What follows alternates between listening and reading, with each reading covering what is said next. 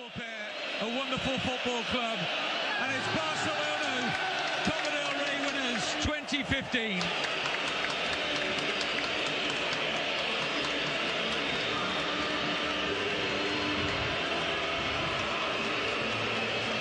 What a way for Xavi Hernandez to leave the Camp Nou, a winner yet again.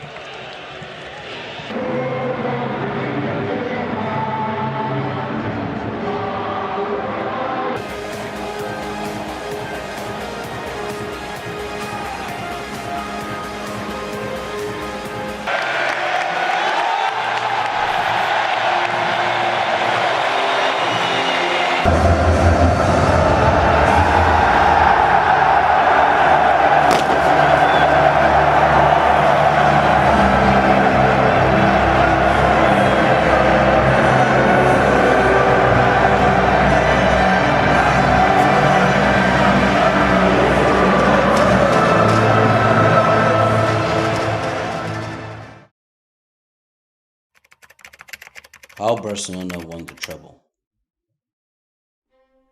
In 2015, Barcelona won the treble for the second time in their history and the second time in 6 years.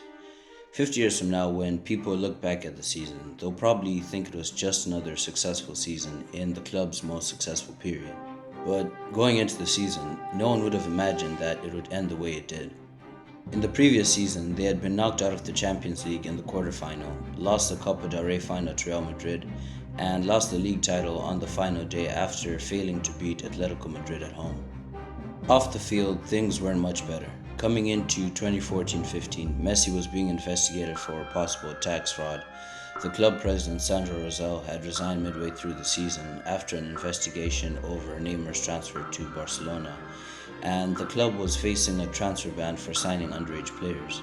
I think it's fair to say the season wasn't looking very promising. So, how did Barcelona go on to win the treble? Great business in the transfer window. Even though they were facing a transfer ban, Barcelona didn't hesitate to make key signings while the investigation was pending. I mean, name a better duo than Barcelona and pushing the rules just a little bit. Anyway, during the summer of 2014, Barcelona signed 7 players, but 4 would turn out to be key for a long and difficult season. They signed Rakitic to replace Fabregas. Fabregas hadn't really worked out after getting his dream move, so the club were hoping Rakitic would hit the ground running. That summer, the club also signed 2 goalkeepers to replace both Valdez and Pinto. Let's be honest, playing with 10 men would have been better than keeping Pinto. Like anything would have been better than keeping Pinto.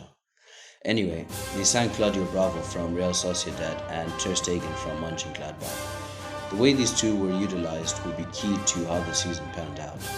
Lastly, Barcelona went ahead and signed Hannibal Lecter himself, Suarez from Liverpool. This was an exciting but controversial signing, since Suarez had been banned for 4 months for biting Chiellini at the World Cup. Controversy aside, it was the addition of Suarez that reignited Barcelona's attack and created what came to be known as MSN. With these signings, Barcelona came into the new season fully equipped for what was coming. The next and probably most important signing was Luis Enrique. Enrique had previously coached at Celta Vigo, AS Roma, and even Barcelona B in his career. Despite some experience, a few Barcelona fans were skeptical about his resume. They would obviously be proven wrong by the end of the season. Enrique implemented 3 major tactical changes that made the team finally click. First of all, he moved Messi back to the right wing position. Messi had started his career there, but when Pep Guardiola took over, he was moved into the false 9 position as Guardiola built the team around him. Over the years though, the team became a bit too dependent on Messi to create in the last third. By moving Messi out wide and diversifying the attack, Enrique made sure Barcelona was unpredictable and the team couldn't be locked out by simply shutting down one player. Next, he implemented Rakitic in a role that made him the team's engine and jack of all trades. Xavi was getting on in age, and while he was still technically excellent, he lacked the power needed to consistently play in a team that didn't always have possession.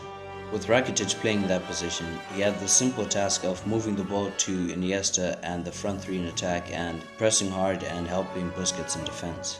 Of course, that didn't stop him from popping up with goals here and there. The third and maybe even most brilliant thing he did was implementing a true keeper rotation policy. It had been done before, but never this successfully. In Bravo and Ter Stegen, he had two equally good goalkeepers, one experienced and one promising. And believe it or not, Bravo was actually good before he moved to Man City. By playing Bravo in the league and Ter Stegen in the Copa del Rey and the Champions League, Enrique ensured that both keepers knew that they had an objective. Both knew they had to stay on their toes, and both were set on proving they deserved to be the undisputed number one. The last piece of the puzzle was the real emergence of Neymar. Neymar was signed with a lot of hype back in 2013, and although it would be unfair to say he had flopped, he had definitely been a disappointment. But this season, Neymar started to really get into his stride and show more of what fans had seen in glimpses when he was still in Brazil and a little bit in his first season.